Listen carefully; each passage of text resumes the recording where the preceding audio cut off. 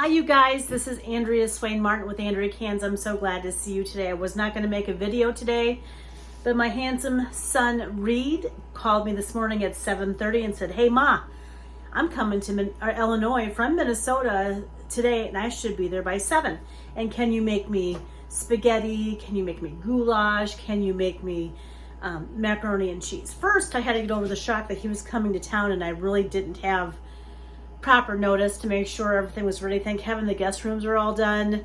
I don't know if you have children that are really spontaneous, but I do, specifically Reid. Now Reid is very planned and meticulous and methodical about her plans about traveling, those kinds of things. Reid, I'm sure he knew he was coming, but I'm not sure if he even maybe registered to talk to me about that, and that's just fine too.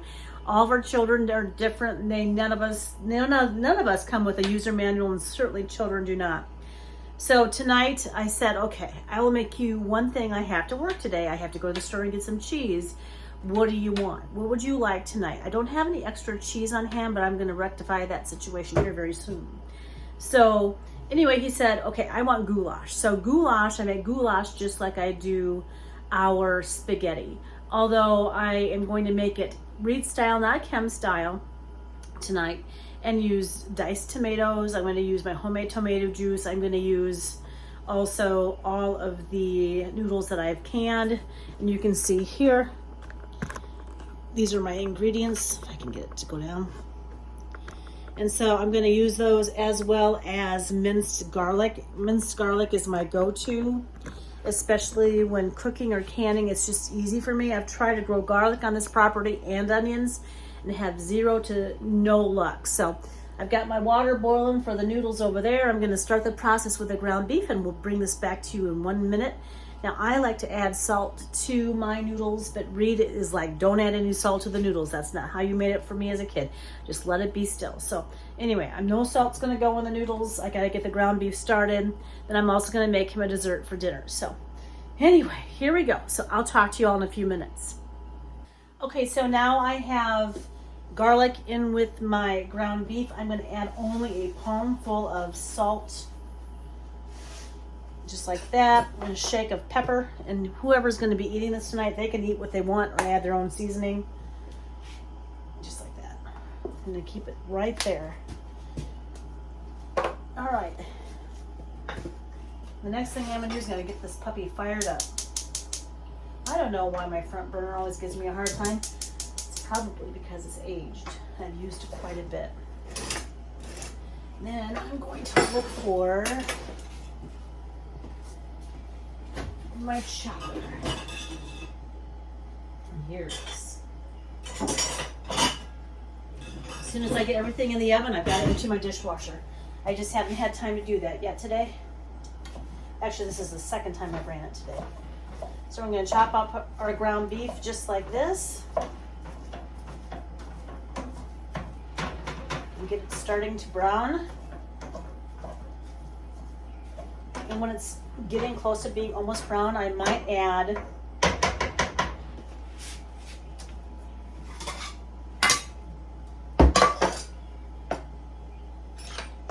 some of my homemade tomato juice from last year into the browning process.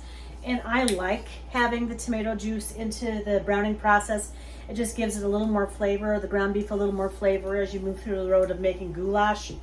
That was his preference today. So I'm just going to keep it on, and I'll show you how things go here in just a few minutes. Hi you guys. So the next step I'm going to do is I'm going to put together a real quick peach cobbler that can go in at the same time as our goulash. So I have peaches from yesterday, and we didn't think these guys seal. We had 2 jars that were skeptical. We just don't take any chances here. And we put them in the refrigerator if I don't trust them. But this one looks better than the other one. And the other jar that we used was an older jar, like from the 1920s. It did have a chip in the lid, or in the lid area. And so I sent that with Kem to work today for his lunch. But we're going to see these guys went into the refrigerator too, because they just didn't act like they wanted it to seal, and they didn't. And what I'm going to do is I'm going to put all these together in this mixture here. This mixture for peach cobbler is 1 cup self-rising flour, 1 cup sugar, and peaches. And I'm just gonna stir this together. And if I have to, in a minute, just grab some more simple syrup, I will. And then I'm also gonna add 1 cup of milk. Now here, we use powdered milk. We don't go through milk fast enough because there's just the 2 of us. I was never really a milk drinker growing up. And Kim, I've never seen him just sitting down milk. Now some people are different. This is just how we roll. So I mix my milk so it's like of a whole consistency or half and half, so it's thicker. So there we go. And I will add simple syrup too if I think it's necessary. Sometimes I add the peaches directly into the pie. I learned that from another YouTuber, or to the cake, or whatever you want to call this, cobbler. And it works just as well too. But I think we're going to be in good shape today. And I do know how to make easy, simple, quick meals. Especially if you have a son that's coming in for a visit. You didn't know he was coming. I'd come home from work, you guys, and I would throw stuff together. It is what it is. We do the best we can as parents. And my kids were well fed, albeit on a budget, but they were well fed. So, I don't know if you can see this. Let me pull you all a little closer. And I've already buttered my baking dish. I'm going to throw this all together, just like this. I'm going to bake this off along with the goulash to try to keep the house cooler. And I'm still in my work clothes. It is what it is. We just have to adapt and change. Here, I'm going to bring you over here now. And what I'm going to do is I'm going to throw some tomato juice into my meat. Just kind of let it simmer for just a minute. If I have to add more, I will add it to the actual casserole. Let it all cook together. And this will give moisture to the noodles as well, to plump up and taste real good. Now I did add onions here into this dish, and I love sauteing onions and garlic together with my ground beef. It'll be delicious. I'm gonna let that simmer just a minute, and then I'm gonna put those noodles here. Here's some vacuum sealed noodles that I had on the shelf, oh, maybe the last year. Well, that was last year, I think. I put those guys up. And I'm going to stir these guys up too, and let them cook together. I might add a second jar of noodles, but I think just make an adequate dish, and that's what that looks like. All right, I'm going to come back to you in just a few minutes. Hi, you guys. So my pasta is just 1 step past al dente, and I like it that way because it seems to open up the pores of the pasta. I don't know how I know this, but from years of cooking, that works really well for me. So I have here my ground beef, onion, garlic, and my homemade tomato sauce that I canned from last year. It's all been simmering together. The noodles are 1 step past al dente, and I just to open the pasta noodles up so that the pores are ready to absorb the wonderful tomato juice. I decided not to add any pasta sauce or pasta paste today, and I'm gonna learn how to make that this year. But I did add store-bought tomatoes to my meat sauce, just because that's what Reid is used to. So the next step I'm going to do, let me take you over here. And my kitchen is so small, it's easy to kind of see everything that goes on. There we go. I'm going to bring my noodles, turn off the stove, bring my noodles over, and we're going to strain them just like this. Big old kettle of water.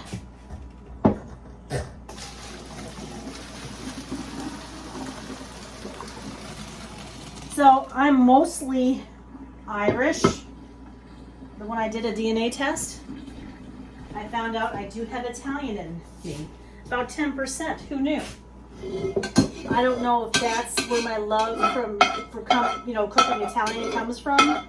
I know my mother knew how to cook Italian, and I know my father did too. So not sure exactly where I got all that, but I'm very thankful because creating these meals, I get a little carried away some days with lasagna or whatever, but whatever it takes, ricotta, whatever I have on hand. So what I'm gonna do next is take my noodles and stick it in my pan just like this. I don't know if you can see this. Now this is the Midwestern way. There's my noodles. Now I'm gonna take my pan of sauce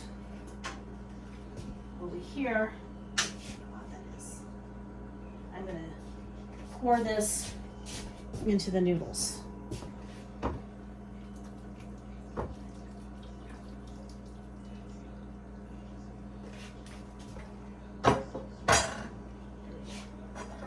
I'm going to give it a good turn around.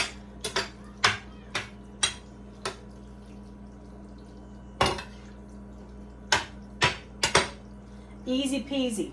I put this meal together in less than 45 minutes. It's going to go in the oven. Last time I talked to Reid, he was in Mason City, Iowa. Oh, that was maybe 2 hours ago, so he should be here by 7. Or I hope so anyway. And he will be able, he might eat this whole pan tonight if you want to be honest with you. He loves goulash, he loves spaghetti, homemade macaroni and cheese. The whole 9 yards. Okay, that looks pretty good. So what I'm going to do next, and then, now Cam won't eat this because it's got chunk tomatoes in it. I'll take cheese. I just got sharp cheddar cheese. I don't have ricotta, feta cheese or anything fancy tonight because I just went uptown to grab stuff.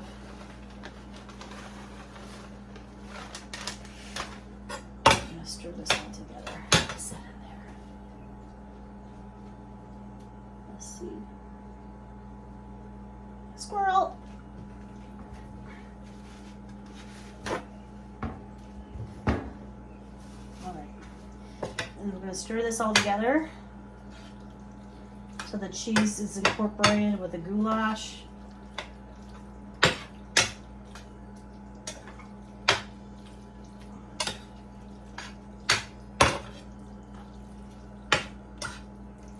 The most expensive ingredient, and always has been in this particular dish, is the ground beef.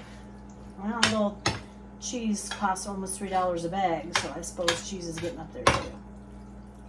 All right, that looks pretty good. So the next thing I'm going to do, let's move the dishwasher over, is I'm going to sprinkle this on top.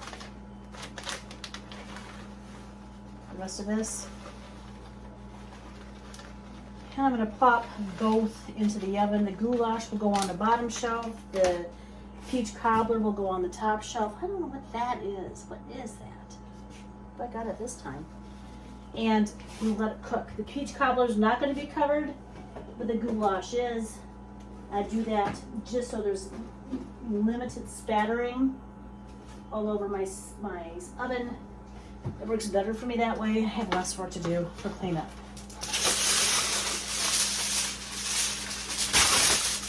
You guys do whatever you have to do to make meals for your family, but my kids were raised on this type of cookery, easy peasy, especially if you get home from work and you're really tired and the kids have an event after school to go to, and you have an event to go to as well. And we were never big sweet eaters, so I probably would have never made any kind of sweet for dessert. There was always like, once in a while I'd get some Oreo cookies or whatever, but my kids were always good eaters. I didn't worry about them eating too many sweets. Anyway, I'm going to stick this in the oven and I'm going to go take a rest because I've been at this worried about not having enough to feed Reid when he gets here. It's a gift when your children want to come see you. And when I pull everything out of the oven, I'll show you what it looks like. See you a little later. Bye. Hi, you guys. So I'm still waiting for Reid to get here, but there's the goulash. And there's the peach cobbler, and they both smell delicious. And no, the peach cobbler does not smell like the goulash because they were cooked together. It smells individually of their own merit. This is Andrea Swain Martin, and I went into hyperdrive after work today because Reid called me this morning at 7:30 and said I'm coming for a visit. So anyway, I hope you're having a great day. We'll talk to you all later. Thanks for going out and liking and subscribing to our channel, Andrea Swain Martin, or Andrea Cans. I'm Andrea Swain Martin, and my husband, Ken Martin, is going to enjoy some of the peach cobbler. We sure appreciate all your support. You take care. Talk to you soon. Bye.